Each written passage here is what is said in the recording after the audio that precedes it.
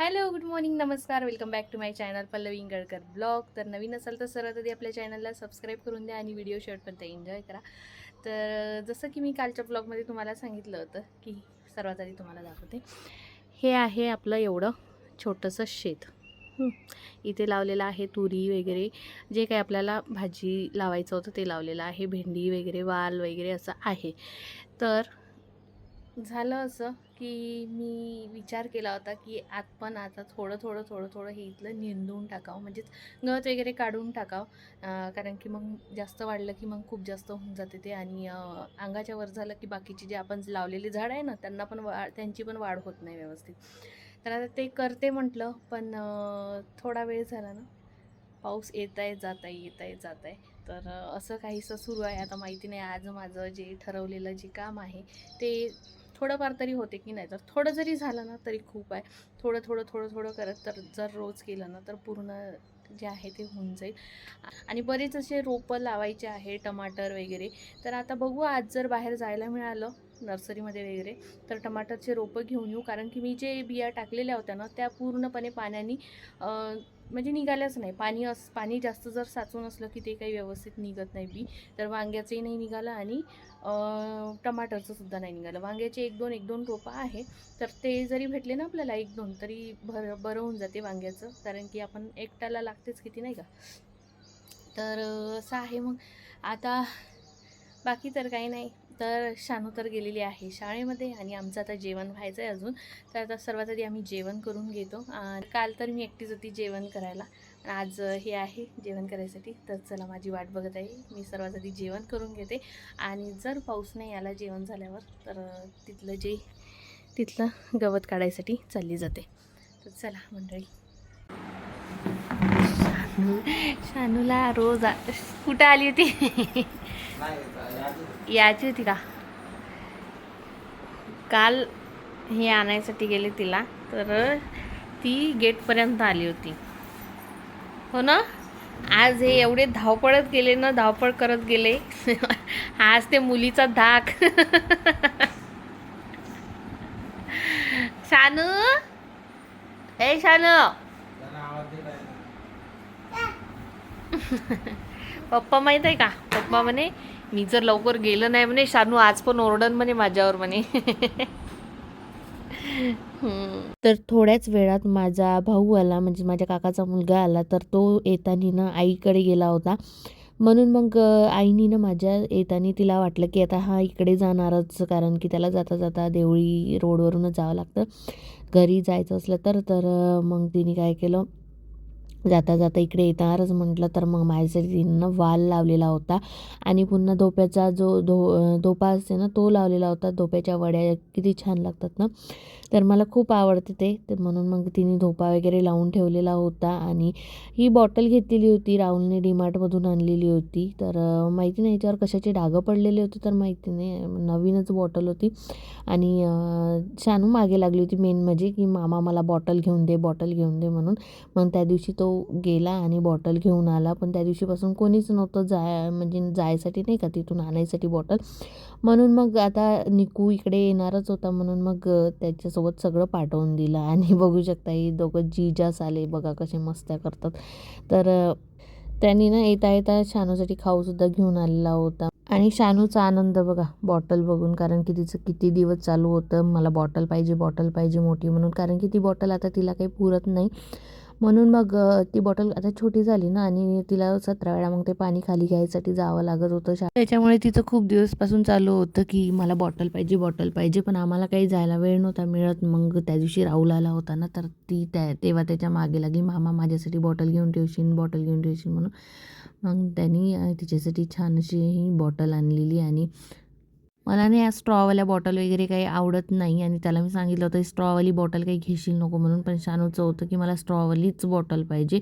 पण मग नंतर त्यांनी ना ही बॉटल कुठून शोधून काढली तर माहिती नाही. त्याला स्ट्रॉ तर आहेच, पण तिथेच ऑप्शन आहे की असं, म्हणजे नाही का, असं डायरेक्ट असं पाणी येऊ शकतं बिना असं ओढल्याने.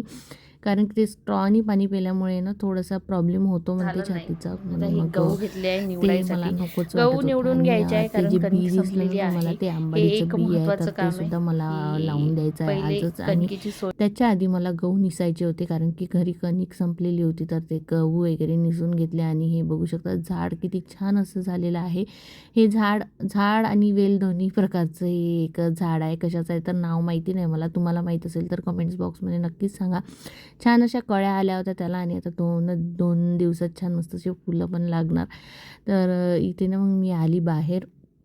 आंबाडीचं जे बी आणलेलं होतं ना, तर ते लावून घ्यायचं होतं. ते लावून दिलं आणि पटापट झाडं जे आहे ते एक्स्ट्रा निघालेले नाही का, जेवढं होते तेवढं काढून घेते म्हटलं हे आहे तर. आणि आंबाडीचं बीसुद्धा लावणं होते म्हटलं तर आली खरं तर मी बी लावायसाठी.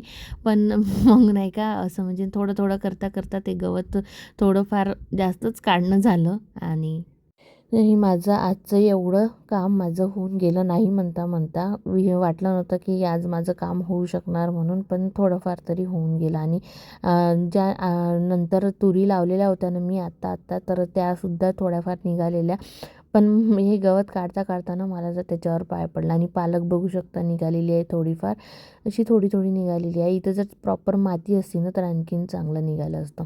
तर दिवाबत्तीची वेळ झाली, दिवाबत्ती वगैरे करून घेतली. आणि ना हो, मला तुमच्यासोबत एक गोष्ट शेअर करायची आहे.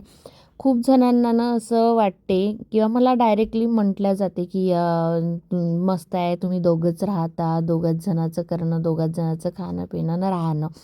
पण तुम्हाला सांगू का, दोघंच जण आहे पण दोघांच्या ह्याच्यात कसं असतं ना, जर दोघांपैकी एक जरी जण गायब असलं ना किंवा बाईला तर नाही पण माणसाला जावंच लागतं बाहेर काम करायसाठी, तर त्यावेळी काय होते ना, पूर्ण जे जबाबदारी आहे ना ते एकटीवर येऊन पडते. आणि हे एक खूप मोठा टास्क असल्यासारखा होतो. आणि हे जे आहे ना, दोघंच जण आहे, टेन्शन नाही, असं नाही तसं नाही. पण तुम्हाला सांगते, खूप मोठं टेन्शन येतं जेव्हा एक जरी जण घरी नसला ना, तरी पूर्ण जबाबदारी आहे जी एकटीवर येऊन पडते. मुलीला शाळेत नेऊन देण्यापासून, बाहेरचे सगळे कामं करण्यापासून, तर घरातले सगळे कामं करण्यापर्यंत. तर मजा वजा काही नसते. कारण की मी तुम्हाला सांगू का, माझ्या जेव्हा सासूबाई इथे येतात ना, तर त्या सांगते त्या खूप हेल्पफुल आहे. त्या मला असं म्हणावंच नाही लागत काही हे करता का ते करता का म्हणून. कारण की त्यांना जे कामं दिसले ना त्या करून घेतात. आणि त्यावेळेस ना असं वाटते की नाही, आपल्याला एकटं राहून खूप जास्त जबाबदाऱ्या असतात. आणि जेव्हा आपण सगळ्यांसोबत राहतो ना, तर तेव्हा कामं आपले ना वाटल्या जातात आणि माहीतही नाही पडत की कधी कामं होऊन जातात आणि कधी मस्त मज्जा वगैरे येते. तर असं काही नसते की दोघंच राहते म्हणून मस्त मज्जा वगैरे असते म्हणून, सजाही नसते. पण जे जशा ठिकाणी आहे ते म्हणजे बरोबर आहे. दोघं जण असले तिथेही ते बरोबर आहे आणि कुटुंबात असलं तिथेही ते बरोबर आहे. म्हणजे जे सगळेजण आपापल्या जागी बरोबर आहे. तर असं ना म्हणजे स्वतःला म्हणजे असं नाही का कंपेअर करणं किंवा असं की नाही तुझी मजा आहे, आम्हाला कुटुंबात राहावं लागते, आम्हाला एवढं हे असते ते असते. पण कुटुंबात राहिल्याने कामं वाटल्या जाते, एकटीवर सर्व लोड येऊन पडत नाही. आणि दोघंच जणं राहिल्याने थोडेफार कामं कमी असते, पण पूर्णपणे जबाबदारी जी आहे ते एकटीवर येऊन पडते. तर असं काहीसं आहे मंडळी माझं मत. माझ्याशी कोणी रिलेट करू शकत असाल तर कमेंट्स बॉक्समध्ये नक्की सांगा. आणि पुन्हा एक की मला असं म्हणतात की तुझं बरं आहे बाई, तू मस्त व्हिडिओज बनत राहते, आम्हाला तर बिलकुल वेळच नाही मिळत.